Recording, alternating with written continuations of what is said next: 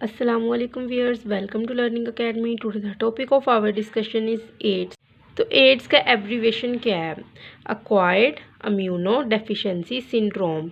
तो सिंड्रोम जो वर्ड है वो ऐसी डिज़ीज़ के लिए इस्तेमाल होता है जिसकी सिम्टम्स एक से ज़्यादा हों। जैसा कि हम जानते हैं कि एड्स में क्या होता है कि लिवर अफेक्ट होता है, इम्यून सिस्टम काम करना छोड़ जाता है, ठीक है ना। तो जिसकी वजह से क्या होगा, बहुत सी डिफरेंट जो होंगी डिजीज़ वो अफेक्ट करेंगी। बहुत सी डिजीज़ जो होंगी वो आ जाएंगी इंसान के अंदर, जिस तरह के लंग्स इन्फेक्शन जो होती है वो भी इसकी एक सिम्टम है। उसके अलावा नमूनिया और उसके अलावा बहुत ज़्यादा बुखार होना और भी बहुत ज़्यादा सिम्टम्स हैं जिस इंसान को एड्स होता है। ये बहुत ज़्यादा पेनफुल डिजीज़ है जिसमें इंसान की इवेंचुअली क्या हो जाती है, डेथ। तो आइए स्टार्ट करते हैं। तो इस टॉपिक में हम क्या पढ़ेंगे, लाइफ साइकिल क्या है एड्स का ना, किस तरह जो है ये वायरस है, HIV वायरस है जो एड्स काज करता है, ठीक है। तो किस तरह HIV वायरस जो होता है ये एड्स का बायस बनता है, किस तरह ये ह्यूमन के जो लिवर के सेल्स होते हैं, लिम्फोसाइट जिनको कहते हैं हम, उसमें ये अटैक करता है और बाद में क्या क्या वहाँ पे अमल होते हैं, ये सारा बताना है मैंने इस लाइफ साइकिल में, ठीक है। तो स्टार्ट करते हैं। अब यहाँ पे क्या है कि आप देख सकते हैं ये एक वायरस है, ठीक है ना। ये कौन सा वायरस है? HIV virus, okay. तो इसमें क्या है कि जिस तरह के हमने पहले भी मैंने आपको बताया हुआ है सारा कि वायरस की जो स्ट्रक्चर होती है उसको एक कंप्लीट वायरस होने के लिए क्या क्या रिक्वायरमेंट्स होती हैं, तो वो आपको सारा प्लेलिस्ट में मिल जाएगा उसका डाटा। उस पर मैंने बहुत 2 या 3 वीडियोस बनाई हुई हैं, ठीक है ना। तो वहाँ पे जाके आप देख लीजिएगा। लेकिन यहाँ पे भी मैं बता देती हूँ कि क्या मसला होता है कि जो वायरस है इसकी बॉडी कंसिस्ट होती है किस पे, एक कैप्सिड और दूसरा न्यूक्लिक एसिड। एक कंप्लीट वायरल पार्टिकल होने के लिए ज़रूरी क्या है कि जो बॉडी होगी वो कैप्सिड और न्यूक्लिक एसिड तो बहुत ही ज़्यादा ज़रूरी है। उसके अलावा अदर जो स्पाइक्स होते हैं, इन्वेलप होते हैं, ये भी एक कंप्लीट जो होता है इन्फेक्टिस पार्टिकल्स, जो एक कंप्लीट वायरस होने के लिए ये भी चीज़ें कंपलसरी हैं। लेकिन एक कंप्लीट जो वायरस है वो न्यूक्लिक एसिड और कैप्सिड पर मुश्तमिल होता है। तो ये चीज़ें जो हैं ये एडिशनली होती हैं और ये कुछ हर वायरस के अंदर नहीं पाई जाती हैं, कुछ वायरसेस के अंदर पाई जाती हैं, स्पेसिफिक वायरसेस कुछ हैं। तो HIV वायरस उन्हीं स्पेसिफिक वायरसेस में जिसमें क्या होगा कि सबसे पहले क्या है, कैप्सिड। कैप्सिड के अंदर क्या है, RNA, ठीक है। RNA आप देख सकते हैं 2 स्ट्रैंड है, ठीक है ना RNA के, ओके। तो यहाँ पे ये क्या है, ये जो रेड मार्कर से मैंने मेंशन किए हुए हैं 2 ओवल शेप्ड स्ट्रक्चर, ये क्या है, ये है रिवर्स ट्रांसक्रिप्टेज।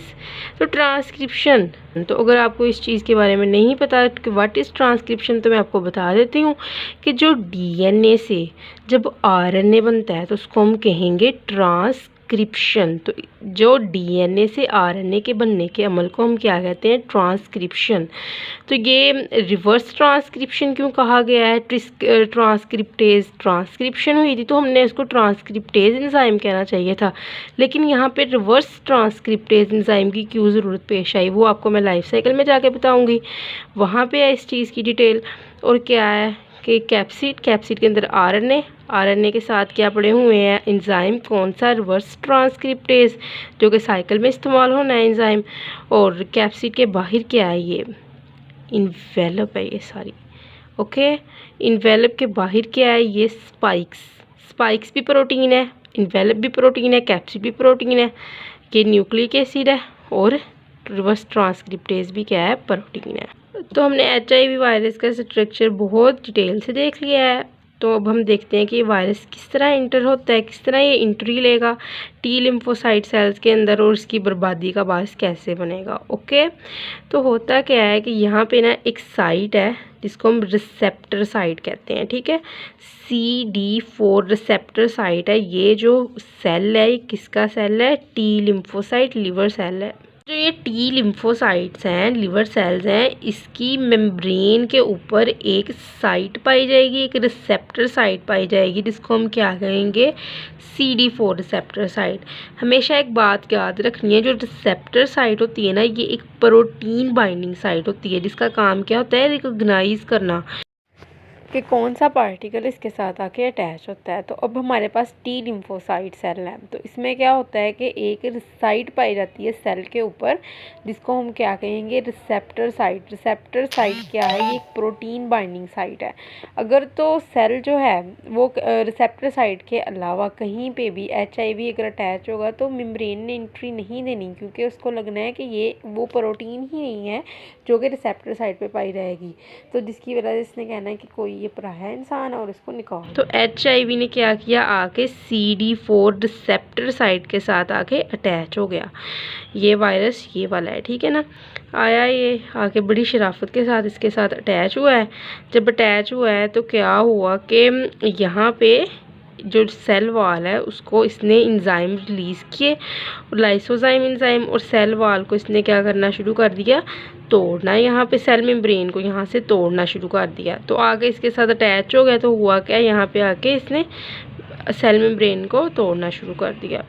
सेल मेम्ब्रेन टूटी तो यहाँ से इसने अपना RNA और क्या, रिवर्स ट्रांसक्रिप्टेज एंजाइम, जो कि बहुत ज़्यादा ज़रूरी है, वो भी इंसर्ट कर दिए।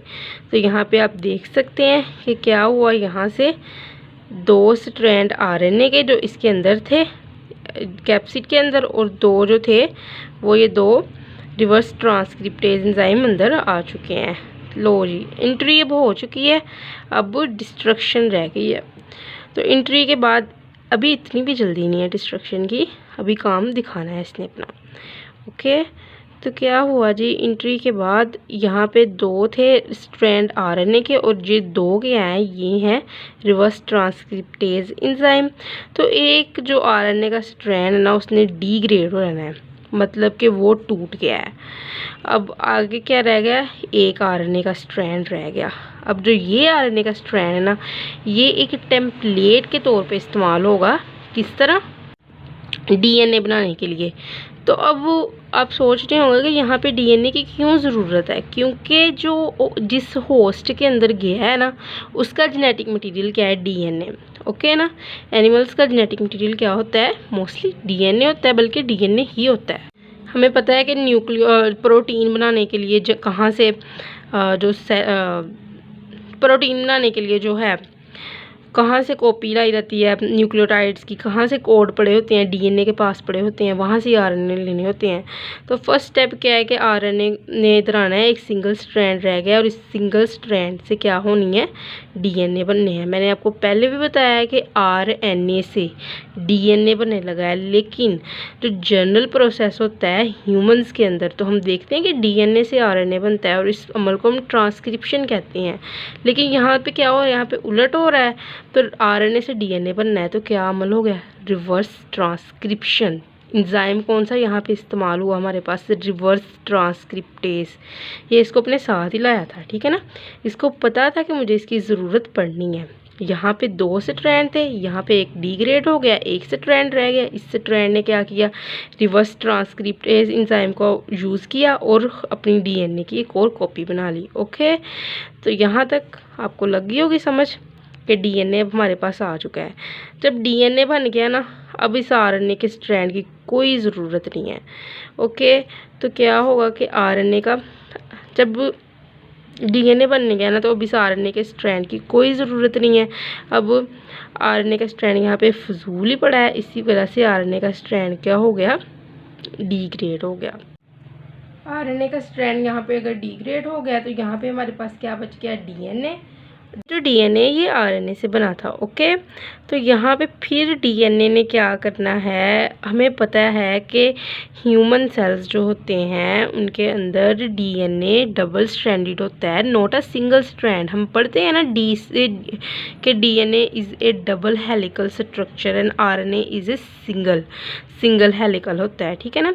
तो 2 स्ट्रैंड है, इसीलिए वायरस को क्या चाहिए, उसको भी 2 स्ट्रैंड चाहिए, क्योंकि इसने जाके न्यूक्लियस में किसके साथ रहना है, इसने ये नहीं बताना कि मैं एक स्ट्रैंड वाला DNA हूँ, क्योंकि अगर इसका एक ही स्ट्रैंड सेल के न्यूक्लियस के अंदर चला जाएगा, मेन पावर कंट्रोलिंग हाउस के अंदर चला जाएगा, तो पता चल जाएगा कि कोई बाहर वाला कोई अजनबी इंसान आया है जो कि एक स्ट्रैंड के डीएनए पे मुश्तमिल है, लेकिन अगर ये डबल स्ट्रैंडेड खुद को कर लेगा वायरस तो क्या होगा, ये डबल स्ट्रैंडेड होगा डीएनए इसका भी। तो अगर ये सेल के अंदर जब ये जाएगा, न्यूक्लियस के अंदर सॉरी जाएगा, तो कोई नहीं पता चलना है कि उन्होंने कहना है कि ये अपना ही साथी है, डबल स्ट्रैंडेड डीएनए, हम भी डबल स्ट्रैंडेड डीएनए, तुम भी डबल स्ट्रैंडेड डीएनए, चलो साथ मिलके रहते हैं, ठीक है ना। अब यहाँ पे होने लगा है धोखा। इस डीएनए ने रेप्लिकेशन की, डीएनए से जब डीएनए बनता है ना तो उसको हम कहते हैं रेप्लिकेशन। ओके, तो डीएनए से जब डीएनए बना तो 2 स्ट्रैंड आ गए हमारे पास डीएनए के। अब ये 2 स्ट्रैंड रेडी हैं धोखा देने के लिए, किसको, लिम्फोसाइट्स के सेल को, इनके न्यूक्लियस के अंदर। अब इसने कहना है कि डबल स्ट्रैंडेड डीएनए, न्यूक्लियस ने कहना है कि हैं ये तो डबल स्ट्रैंडेड डीएनए अपना ही बंदा है, इसको अंदर ले लेते हैं। अब ये अंदर चला गया न्यूक्लियस में, न्यूक्लियस में जाके इसने क्या किया, इसने थोड़ा सा पोर्शन तोड़ा, किसका, लिम्फोसाइट के डीएनए का जो न्यूक्लियस में पड़ा है, और खुद जाके अटैच हो गया। As you can see here chromosomal DNA mentioned here, और वो किस कलर से मार्क किया गया, ग्रीन कलर से, ये है होस्ट का डीएनए। लेकिन ये जो रेड कलर का है ये कौन सा है, वायरस डीएनए इनकॉर्पोरेट हो गया। और होस्ट और जब और वायरल डीएनए जब साथ रहते हैं तो इस जो कंडीशन है इसको हम कहते हैं प्रो वायरस, इसको हम कहेंगे प्रो वायरस कंडीशन। प्रो का हमें पता ही है कि वर्ड किस चीज़ से बना होता है, प्रो का मतलब होता है बिफोर। ओके, तो यहाँ पे क्या होगा, अब रिकॉल हेयर के जो एड्स का वायरस था HIV, ये RNA वायरस है। तो यहाँ पे इसने क्या करना है, अब इसने वायरल डीएनए ने कहना है कि भाई साथ साथ रहना है। तो उसके लिए क्या मसला है कि इसने कहना है कि क्रोमोसोमल डीएनए को, जो कि होस्ट के न्यूक्लियस वाले डीएनए को, इसने कहना है कि भाई बनाओ डीएनए से RNA थ्रो ट्रांसक्रिप्शन, क्योंकि RNA चाहिए है कैप्सिड में। तो इसने कंट्रोल ले लिया है अब इसका। अब ये क्या करेगा, ये ड्राइविंग सीट पे बैठ के अब इसको कह रहा है कि भाई अब बनाओ आप RNA।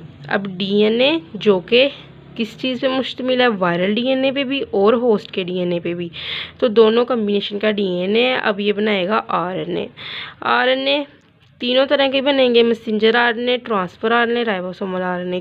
क्यों बनेंगे, क्योंकि इन्होंने सेल में जाके प्रोटीन्स बनानी है, और RNA वैसे भी एज इट इज़ रहेगा, ठीक है। तो जब प्रोटीन बनानी है उससे स्पाइक्स बन जाने हैं, कैप्सिड भी प्रोटीन है, कैप्सिड बन जाने हैं इस RNA से, इसने जाके बनाने हैं इधर सेल में। तो उसके बाद यहाँ पे RNA भी एज इट इज़ आ जाएगा, और फिर ये असेंबल हो जाएंगे, असेंबली होगी किस चीज़ की, कैप्सिड में RNA आ जाएगा। उसके बाद इसके ऊपर इन्वेलप आ जाएगा, इन्वेलप के ऊपर स्पाइक्स आ जाएंगे, और एक complete virus as it is बन जाएगा। अब ये यहाँ से एक्सोसाइटोसिस के ज़रिए सेल में से ना बाहर निकल आएगा, और अब ये रेडी है किसी और लिम्फोसाइट को अटैक करने के लिए, ठीक है। यहाँ पे बहुत ज़्यादा कॉपीज़ बनेंगी, ठीक है ना, बहुत ज़्यादा कॉपीज़ बनेंगी वायरस की, जो कि वेरी हार्मफुल फॉर लिम्फोसाइट्स, और जिसकी वजह से नंबर ऑफ डिजीज़ काज होती हैं, और HIV से इंसान की डेथ हो जाती है। तो यहाँ पे अब हम थ्योरी की तरफ आते हैं। First of all is attachment. तो क्या होता है अटैचमेंट में, वायरियोन जो वर्ड है ना, ये कंप्लीट वायरस के लिए इस्तेमाल होता है। अगर आपके पास वर्ड वायरॉइड या प्रीओन्स आए तो वो कंप्लीट वायरस नहीं है, ठीक है ना, इन्फेक्टियस हैं लेकिन कंप्लीट वायरस नहीं है। तो ये वेरियोन जो होता है इंटर करता है होस्ट सेल में, और is uncoated in cytoplasm. As you can see here, host cell में इंटर हुआ, कोट इसका उतर गया है साइटोप्लाज्म में आने के बाद। रिवर्स ट्रांसक्रिप्शन क्या है, RNA से DNA बनना है, ठीक है ना। यूजेस DNA हमेशा बॉस है, DNA ने जब RNA बनाना है तो ट्रांसक्रिप्शन, लेकिन अगर RNA ने DNA बना लिया तो क्या उल्टा ही काम हो गया है, बॉस पे जो है एम्प्लॉय जो होता है वो आ गया उसके ऊपर गालिब ना, तो जिसकी वजह से रिवर्स प्रोसेस हो गया। ये चीज़ आप याद रख सकते हैं। तो रिवर्स ट्रांसक्रिप्शन क्या है, रिवर्स ट्रांसक्रिप्शन इस्तेमाल करता है वायरल RNA को टेम्पलेट की तरह, और DNA बना दिया उसने। तो किस चीज़ की मदद से DNA बनाया है, रिवर्स ट्रांसक्रिप्टेज एंजाइम की मदद से। और DNA को फिर जो स्ट्रैंड है, जो DNA बनाया उसने खुद को एक टेम्पलेट की तरह फिर इस्तेमाल किया और रेप्लिकेट करके, रेप्लिका होता है कॉपी को कहते हैं, तो अपनी इसने रेप्लिका बना ली। किस तरह? एक और डीएनए बना लिया। अब 2 डीएनए बन गए हैं। 2 डीएनए क्या होगा कि वायरल डीएनए जो पुराना था वो डिग्रेड हो गया और जो डीएनए फिर इंटर हो गया डबल स्ट्रैंडेड डीएनए, 2 स्ट्रैंड वाला डीएनए इंटर हो गया होस्ट के न्यूक्लियस के अंदर और फिर इनकॉर्पोरेट उसने शामिल हो गया डीएनए होस्ट के डीएनए के साथ और बन गई प्रो वायरस स्टेज, वायरस बनने के पहले की स्टेज। तो बाद में क्या होगा? वायरस का जो आरएनए होता है और protein, pro viral DNA transcription जिसने बना दी आरएनए, किस चीज़ का? वायरस के लिए आरएनए बनाया, क्योंकि वो है ही प्रो वायरल स्टेज का डीएनए ना। बेशक इसके पास सेल का भी डीएनए है, लेकिन इसने अपने काम अब इसने वायरस के लिए ही करना है, ठीक है ना। फिर ड्राइविंग सीट पे आगे वायरस बैठ गया है इसकी। तो उसके बाद क्या होता है कि प्रो वायरल डीएनए ट्रांसक्रिप्शन हुई, आरएनए बना, फिर ट्रांसलेशन हुई। ट्रांसलेशन कहते हैं जब आरएनए से प्रोटीन बनती है ना, उस अमल को हम कहते हैं ट्रांसलेशन। इसने ट्रांसलेट कर दिया आरएनए ने प्रोटीन में। प्रोटीन क्या है? कैप्सिड है, स्पाइक्स हैं और क्या है जो इन्वेलप है। तो बाद में फिर वो असेंबली हुई, असेंबल हो गए, मिल गए और अटैच हुए। किस तरह? Viral RNA and attached reverse transcriptase के मॉलिक्यूल है, वो भी एक एंजाइम्स ही हैं जो कि आरएनए से बनेंगे और buried of the plasma membrane through exocytosis, ठीक है। तो यहाँ से फिर ये बाहर आ गए और अब ये तैयार है किसी और लिम्फोसाइट को अटैक करने के लिए। आई होप सो कि आपको यहाँ तक समझ लगी होगी, लेकिन अगर किसी भी तरह की कन्फ्यूजन है तो आप पूछ सकते हैं। Thank you so much.